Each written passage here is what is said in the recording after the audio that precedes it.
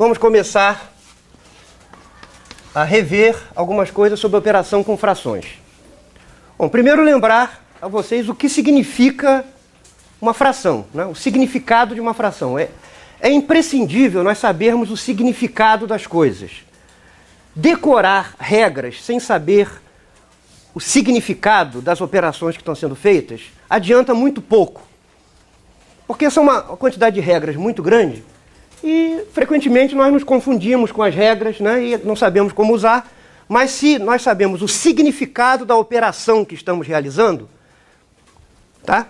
Nós sabemos como fazer sem precisar ter um monte de regras decoradas na cabeça. Então eu vou tentar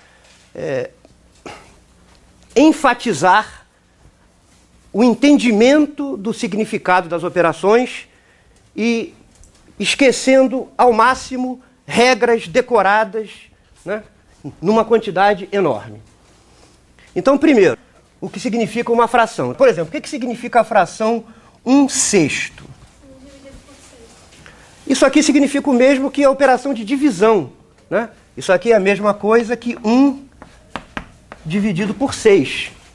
Mas se nós temos uma pizza para dividir entre 6 pessoas, nós fatiamos isso aqui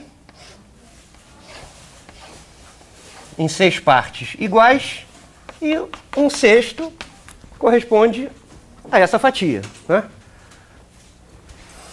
2/6 já corresponderia a 2 fatias. E claramente 2/6 é a mesma coisa que 1/3, né? Essas duas partes aqui são iguais a essas duas, igual a essa aqui. Então, se nós temos um fator comum numa fração, nós podemos cancelar esse fator e ter uma fração mais simples, né? Então, é importante ter em mente que uma fração significa um número dividido por outro. Quer dizer, uma fração A sobre B é exatamente a mesma coisa que A dividido por B. Tá bom? Agora, vocês sabem que a divisão é a operação inversa da multiplicação.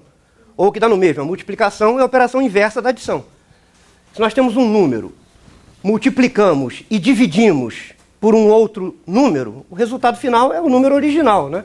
Nós temos 10, multiplicamos por 2, depois dividimos por 2, nós temos 10 novamente. Então, vale essa regra de cancelamento. Se nós temos um número x, dividimos por a e multiplicamos por a, nós recuperamos o número x. Então, nós podemos cancelar o mesmo fator no numerador e denominador.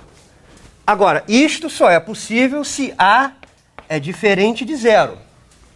Divisão por zero não faz sentido. Dividir por zero não faz sentido, porque olhem para esta operação aqui, né? A divisão deve ser uma operação que desfaz a multiplicação, tá certo? Então, imagine que fosse possível dividir por zero.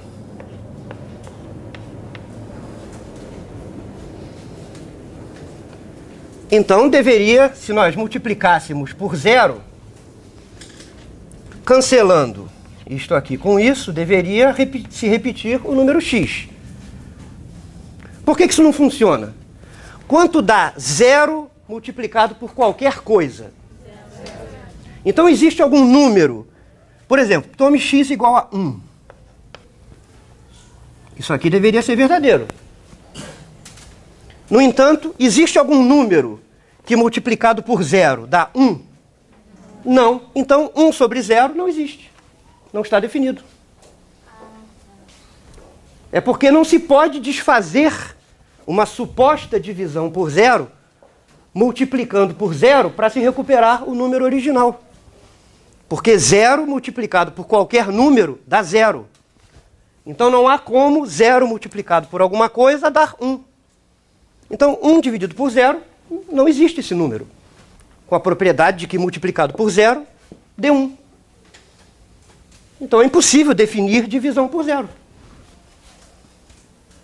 Tá legal?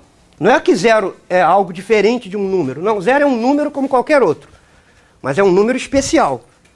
É um número que multiplicado por qualquer outro dá zero. Então não há como dividir por alguma coisa para recuperar o número de partida. Tá bom? Então por isso que divisão por zero não está definida. Não é possível dividir por zero.